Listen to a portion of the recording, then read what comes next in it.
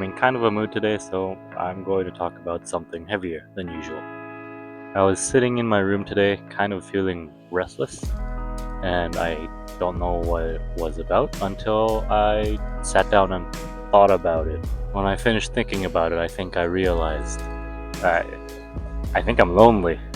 I think loneliness manifests itself in a lot of different ways, but for me, it came out as a sense of restlessness.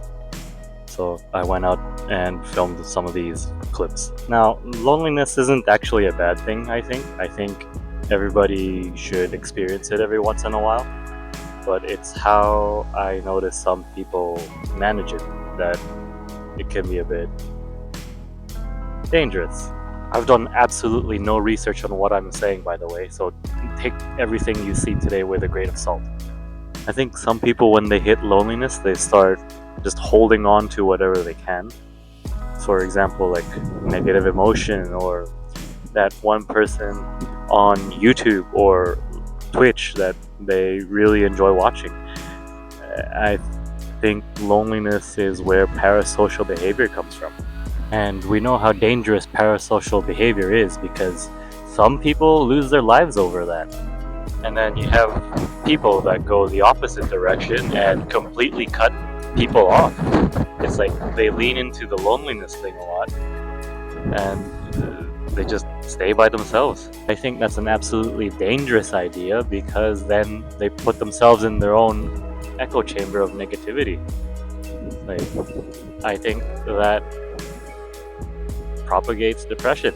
And I think Japan has a lot of experience with this kind of thing because, after all, they coined the term hikikomori.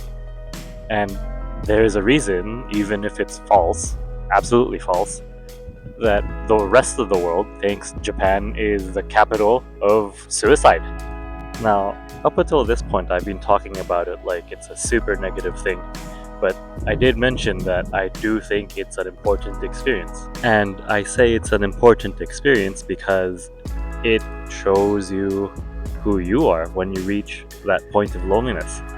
Like, how do you react to being by yourself for a long period of time?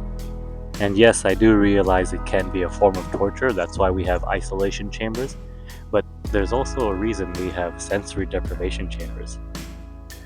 It can be therapeutic, it can be growth. And I think one of the ways it can help you grow is you get isolated from the people that influence you and you kind of figure out who you really are. So if you manage to push past your loneliness, you can solidify key points about your personality. But now the question becomes, how do you get over it? Well, that's kind of something you have to figure out for yourself. I'll tell you what works for me though. I get up and do something. I try to be as productive as I can, even if I don't contact anybody else.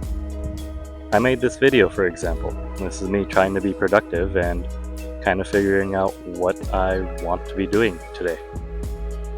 Getting over this negative part of loneliness doesn't have to be like a productivity hack either.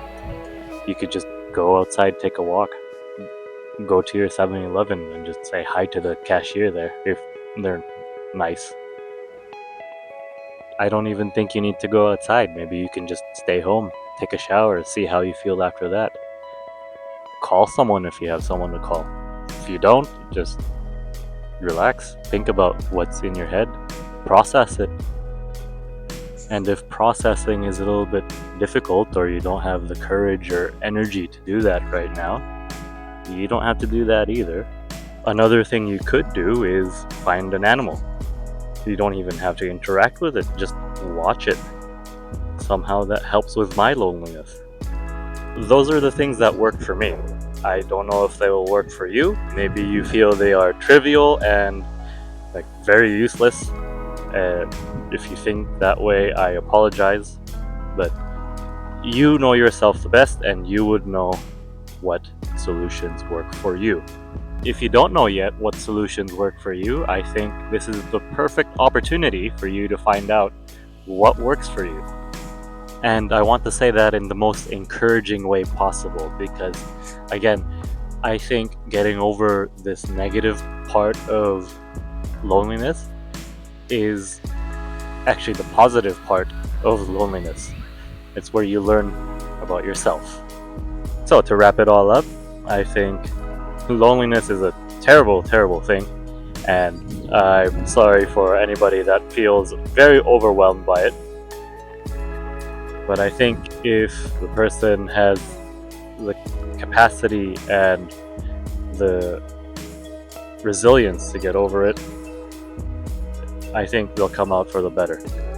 So if you're going through that, I wish you the best, and don't let it get you down. Alright, that's all I got for today. Thanks for listening.